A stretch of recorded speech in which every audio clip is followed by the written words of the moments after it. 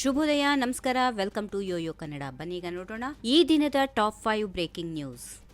BJP ನಾಯಕರಿಗೆ ಸಚಿವ ಜಮೀರ್ ಅಹಮದ್ ಖಾನ್ ಟಾಂಗ್ ನೀಡಿದ್ದಾರೆ. ಮುಸ್ಲಿಮರ ಜನಸಂಖ್ಯೆಗೆ ಅನುಗುಣವಾಗಿ 60,000 ಕೋಟಿ ಕೊಡಬೇಕು ಎಂದು ಜಮೀರ್ ಅಹಮದ್ ಹೇಳಿದ್ದಾರೆ. ಬಜೆಟ್ ಬಳಿಕ ಪ್ರತಿಕ್ರಿಯೆ ನೀಡಿದ ಅವರು, ಈ ಬಾರಿ ಸಿದ್ದರಾಮಯ್ಯ ಬಜೆಟ್ ಅಲ್ಲಿ 4,09,000 ಕೋಟಿ ಬಜೆಟ್ ಕೊಟ್ಟಿದ್ದಾರೆ. ಬಿಜೆಪಿ ಅವರಿಗೆ ಹೇಳೋಕೆ ಏನಿದೆ, ಗ್ಯಾರಂಟಿ ಇದ್ರೂ ಇಷ್ಟು ದೊಡ್ಡ ಮೊತ್ತದ ಬಜೆಟ್ ಕೊಟ್ಟಿದ್ದಾರೆ ಅಂತ ಸಿದ್ದು ಪರ ಜಮೀರ್ ಅಹಮದ್ ಖಾನ್ ಬ್ಯಾಟ್ ಬೀಸಿದ್ದಾರೆ.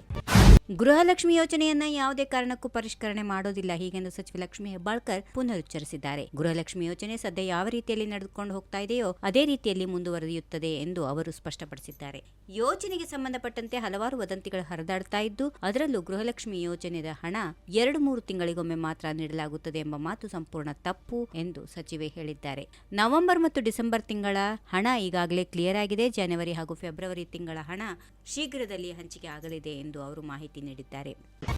ಸಚಿವ ಸತೀಶ್ ಜಾರಕಿಹೊಳಿ ಪ್ರತಿಕ್ರಿಯೆ ನೀಡಿದ್ದಾರೆ. ಹುಬ್ಬಳ್ಳಿಯಲ್ಲಿ ಮಾಧ್ಯಮಗಳೊಂದಿಗೆ ಮಾತನಾಡಿದ ಅವರು, ರಾಜ್ಯದಲ್ಲಿ ಮುಂದಿನ 5 ವರ್ಷ ಕಾಂಗ್ರೆಸ್ ಸರ್ಕಾರದ ಆಡಳಿತ ಸುಗಮವಾಗಿರುತ್ತದೆ ಎನ್ನುವ ವಿಶ್ವಾಸವನ್ನ ಅವರು ವ್ಯಕ್ತಪಡಿಸಿದರು. ಸಿದ್ದರಾಮಯ್ಯ ಇನ್ನೂ 3 ವರ್ಷ ಸಿಎಂ ಆಗಿರ್ತಾರೆ ಎನ್ನುವುದು ನನ್ನ ಭಾವನೆ ಎಂದು ಸಚಿವ ಸತೀಶ್ ಜಾರಕಿಹೊಳಿ ಪರೋಕ್ಷವಾಗಿ ಸಿದ್ದರಾಮಯ್ಯ 5 ವರ್ಷ ಸಿಎಂ ಆಗಿರುತ್ತಾರೆ ಎಂದು ಹೇಳಿದ್ದಾರೆ. ಈ ಬಾರಿಯ ಬಜೆಟ್ನಲ್ಲಿ ಮುಸ್ಲಿಮರಿಗೆ ಮೀಸಲಾತಿ ಕೊಟ್ಟಿದ್ದಾರೆ, ಅದು ಸರಿ ಆಗೋದಿಲ್ಲ, ನಾವು ಕೋರ್ಟಿಗೆ ಹೋಗ್ತೀವಿ ಎಂದು ಬಸನಗೌಡ ಪಾಟೀಲ್ ಯತ್ನಾಳ್ ಹೇಳಿದ್ದಾರೆ. ಇದು ಮುಖ್ಯಮಂತ್ರಿ ಸಿದ್ದರಾಮಯ್ಯನವರ ಕೊನೆ ಬಜೆಟ್ ಅಂತ ನಾನು ಹೇಳಲ್ಲ, ಆದರೆ ಅಧಿಕಾರದಲ್ಲಿರುವ ಕಾಂಗ್ರೆಸ್ ಸರ್ಕಾರದ್ದೇ ಕೊನೆಯ ಬಜೆಟ್ ಅಂತ ಹೇಳುತ್ತೇನೆ. ಕಾಂಗ್ರೆಸ್ ಪಕ್ಷದಲ್ಲಿ ನಡೆಯುತ್ತಿರುವ ಜಗಳಗಳನ್ನು ನೋಡ್ತಾ ಇದ್ರೆ ಇದೇ ಸರ್ಕಾರದ ಕೊನೆಯ ಬಜೆಟ್ ಆಗಬಹುದು ಎಂದು ಹೇಳಿದರು.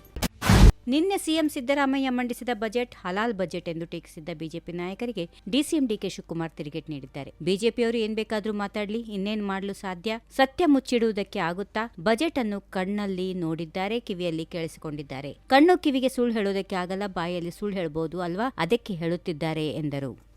ಈ ವಿಡಿಯೋ ನಿಮಗೆ ಇಷ್ಟವಾದಲ್ಲಿ ಲೈಕ್ ಮಾಡಿ, ಶೇರ್ ಮಾಡಿ, ಸಬ್ಸ್ಕ್ರೈಬ್ ಮಾಡಿ.